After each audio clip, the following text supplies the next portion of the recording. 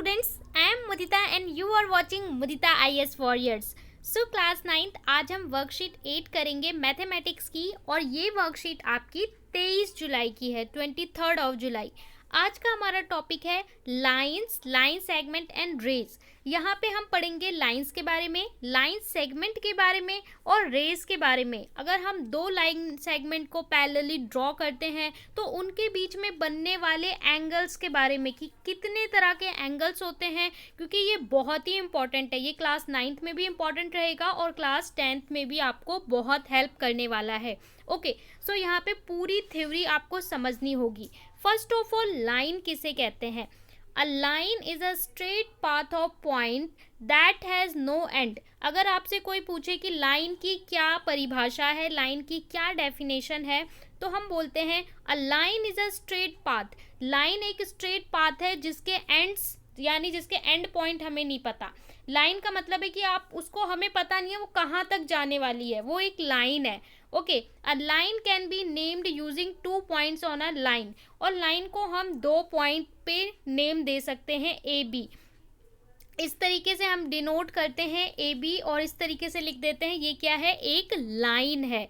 Okay, अब line segment क्या होता है? A line segment is a portion of line that has 2 and point. देखिए, लाइन और लाइन सेगमेंट में क्या डिफरेंस है कि लाइन में हमें एंड पॉइंट नहीं पता होते कि कहाँ पे ये, कितने एंड पे ये खत्म होगा, लेकिन लाइन सेगमेंट में हमें पता होता है कि एग्जैक्टली इसके एंड पॉइंट्स क्या है। Okay, we can measure the length of line segment. Line segment की लेंथ हम मेजर कर सकते हैं। तभी जब आप कंस्ट्रक्शन करते हो तो वहाँ पे क्वेश्चन में आपको दिया होता है कि ड्रॉ अ लाइन सेगमेंट। वहाँ पे आपसे कभी नहीं बोलेगा ड्रॉ अ लाइन। ओके, और लाइन या लाइन सेगमेंट होता क्या है, बहुत सारे पॉइंट्स का कॉम्बिनेशन होता है। तो लाइन में आपको एंड पॉइंट नहीं पता होते, बट लाइन सेगमेंट में पता होता है। जैसे आपको मैंने बोला draw a 7 centimetre line segment, तो आपको पता है कि इसका जो स्टार्टिंग पॉइंट होगा वो और एंडिंग पॉइंट होगा, तो ये टोटल कहाँ से कहाँ तक होगा, ये स्टार्ट होगा, ये खत्म होगा, ये 7 सेंटीमीटर। आपको एंड पॉइंट्स एग्जैक्टली पता होंगे। A line segment is named it's 2 and point. इसके दोनों एंड पॉइंट पे हम इसका नाम देते हैं। इसके बाद रे क्या होती है? A ray is a portion of line which has 1 end point and extend forever in other direction. Okay, so ray क्या होती है? रे हमारी लाइन का, ray is a portion of line, line का ही एक पोर्शन होता है। ठीक है, हमारे पास एक लाइन है, लाइन का ही एक पोर्शन होता है दैट हैज एंड पॉइंट, जिसका एक एंड पॉइंट होता है, only 1 end point and forever in other direction, जिसको हम आगे बढ़ा सकते हैं। अ रे named using its and point first, जो इसका फर्स्ट एंड पॉइंट होता है वहाँ से हम इसको नाम देते हैं। जैसे ये क्या है, एक रे है। अब आगे आपको दे रखा है, look at the figure below, label them as a line, line segment और रे एंड मोर। तो यहाँ पे आपको लेबल करना है, बताना है कि ये आपका क्या है, लाइन है या लाइन सेगमेंट है या फिर रे है। ओके, तीनों का हम नाम देख लेंगे। देखिए, यहाँ पे आपको नज़र आ रहा है, ये आपका फर्स्ट वाला, ये आपका क्या है, ये एक रे है। रे अभी हमने ऊपर यहाँ पे पढ़ा कि रे क्या होता है, जो आपकी लाइन होगी। ठीक है, लाइन में यहाँ पे आपका ये जहाँ से स्टार्ट हो रही है और यहाँ पे एक इसका लाइन का ही एक पार्ट होता है जहाँ से आगे एक्सटेंशन होता है। ठीक है, तो ये हमारा फर्स्ट वाला क्या हो गया, फर्स्ट है हमारा रे। सेकंड क्या है? Second is your line segment, ये एक लाइन सेगमेंट है। ओके, लाइन सेगमेंट क्यों? क्योंकि इसके end points exactly x y define है। This is ray, this is line segment and third one is line. Line क्या होता है कि हमारी एक लाइन में, लाइन के ऊपर ही हम 2 पॉइंट्स दिखाते हैं जहाँ पे हमारे एंड पॉइंट्स डिफाइन नहीं होते हैं। तो फर्स्ट वन आपका रे है, सेकेंड वन आपका लाइन सेगमेंट है और थर्ड वन आपका लाइन है। इसको आप नोट डाउन कर सकते हैं, फिर हम आगे करेंगे। ओके, सो आगे आपको दे रखा है, let us now recapitulate about angle and sum property of their. Okay, तो हम कुछ एंगल सम प्रॉपर्टी पढ़ने वाले हैं लाइंस के बारे में। एंगल क्या होता है? An angle is a figure formed by 2 rays line segment meeting at a common point. जब हमारी कोई भी 2 लाइन किसी एक पॉइंट पे मीट करती हैं, एक जगह पे मिलती हैं, तो उनके बीच में हमारा कुछ एंगल बनता है, उसको हम क्या बोलते हैं, एंगल बोलते हैं। उनके बीच में एक जो हमारा कोण बनेगा उसको हम क्या बोल रहे हैं, एंगल बोल रहे हैं। ओके, अब यहाँ पे थोड़ी सी इसकी प्रॉपर्टी को समझ लेते हैं। व्हेन टू लाइन या line segment intersect the angle so formed have intersecting relation in a given figure. जब भी दो लाइन इंटरसेक्ट करेंगी तो उनके बीच में कुछ रिलेशन होगा और उस रिलेशन को यहाँ पे दिखाया हुआ है। फॉर एग्जाम्पल अगर हम इस इमेज को देखेंगे, यहाँ पे हमारी इमेज नज़र आ रही है, ठीक है। यहाँ पे आप देख सकते हैं एक इमेज, और यहाँ पे आपसे बोल रहा है फिगर 1 को देखने को। ये हमारी फिगर 1 है। अगर हम इस फिगर को देखेंगे, एक लाइन आपकी ऐसे है, एक लाइन ऐसे है। तो देखिए यहाँ पे एक line this is line M and this is line L। जब हम दो लाइन को कर रहे हैं, यहाँ पे एक पॉइंट पे ये इंटरसेक्ट कर रही है, तो यहाँ पे रिलेशन क्या होगा, एंगल 1 बराबर एंगल 3। जो एंगल 1 होगा और एंगल 3 होगा, ये दोनों आपस में बराबर होंगे, और इन एंगल को हम क्या बोलते हैं, वर्टिकली अपोजिट एंगल, VOA बोलते हैं। वर्टिकली अपोजिट एंगल का मतलब क्या है, जब दो लाइन हमारी इस तरीके से इंटरसेक्ट करती हैं तो हमेशा एंगल 1 एंगल 3 के बराबर होगा। क्यों, ये दोनों वर्टिकली अपोजिट एंगल्स होंगे, दोनों वर्टिकली हैं और एक दूसरे के क्या है, अपोजिट है। इसी तरीके से एंगल 1 + 2, एंगल 1 + 2 इसका सम हमारा क्या होगा, 180 डिग्री होगा, क्योंकि लाइन पेयर एंगल, जब भी किसी लाइन पे ये जो पूरा एंगल होता है दैट शुड बी 180 डिग्री। एक लाइन का ये पूरा एंगल 180 डिग्री का होता है, इसलिए एंगल 1 और 2 का सम हमेशा कितना होगा, 180 डिग्री होगा, क्योंकि ये लीनियर पेयर है।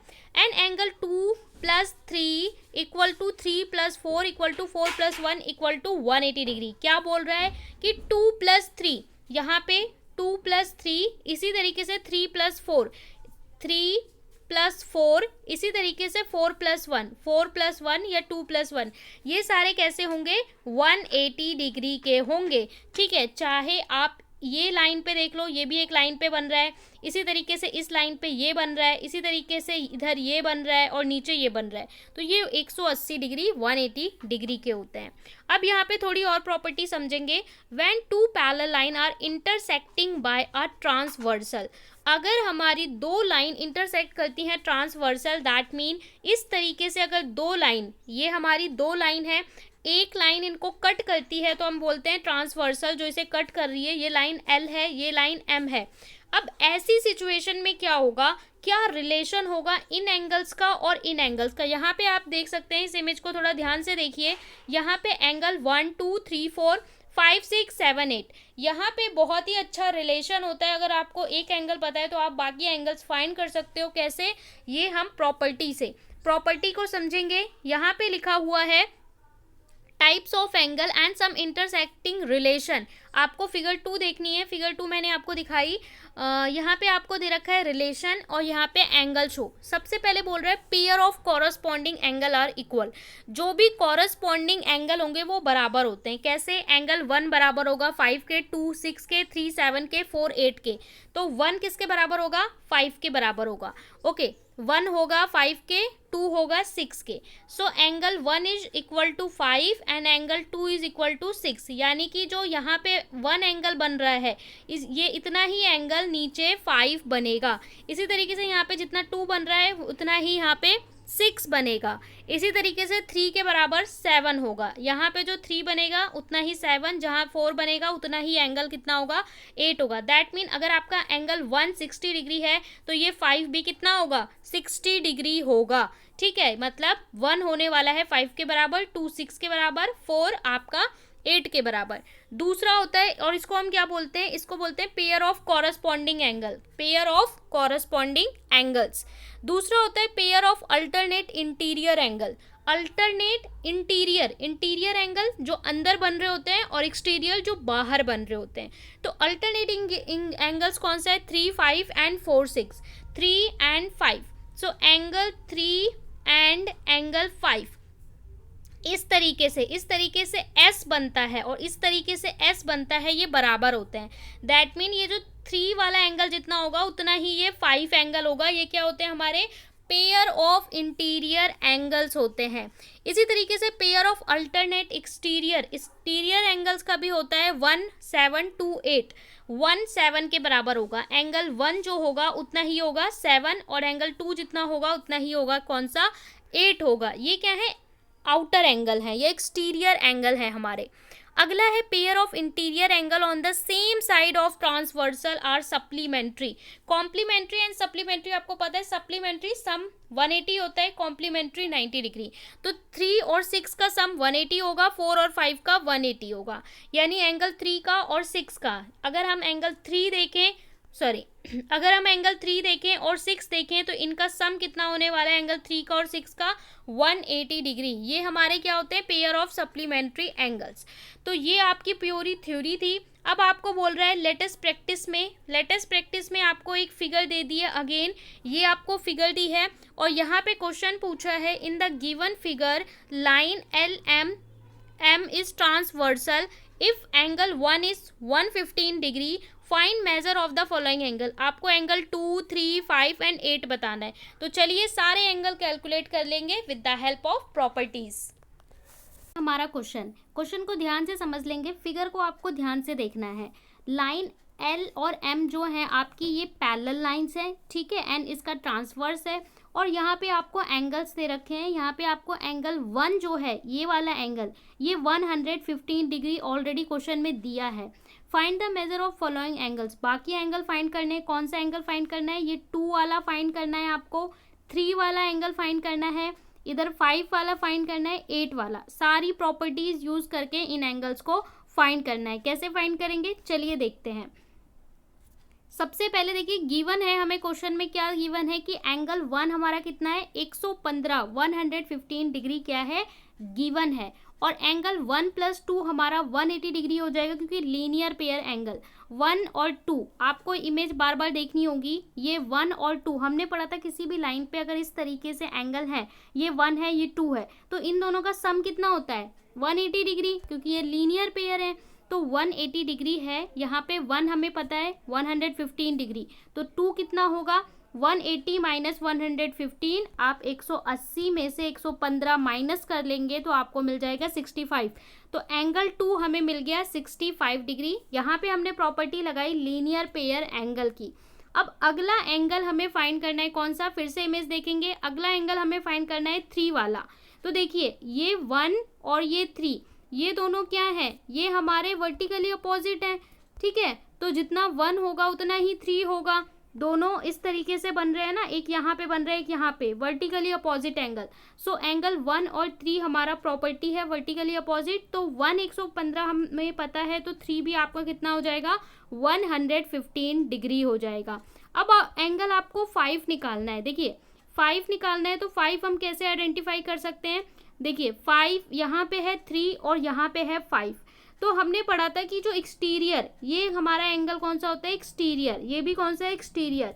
तो जो एक्सटीरियर अल्टरनेट एंगल होते हैं वो बराबर होते हैं। तो ये वाला एंगल इसके बराबर और ये वाला एंगल इसके बराबर एक्सटीरियर एंगल है, इसलिए बराबर होगा। तो 3 अबे हमें 115 मिला, तो 5 भी कितना हो जाएगा 115 डिग्री। तो वही चीज़ यहाँ पे की गई है कि अगर 3 और 5 बराबर है pair of alternate exterior angle, so 5 भी हमारा कितना हो गया 115 डिग्री हो गया। अब लास्ट एंगल जो हमें फाइंड करना था वो हमें फाइंड करना था एंगल 8, ठीक है, ये वाला फाइंड करना था। 8 कैसे निकालेंगे, तो देखिए 5 हमको मिल चुका है और 5 और 8 फिर से ये एक लाइन पे बन रहे हैं, तो इन दो एंगल का सम कितना होगा 180 डिग्री।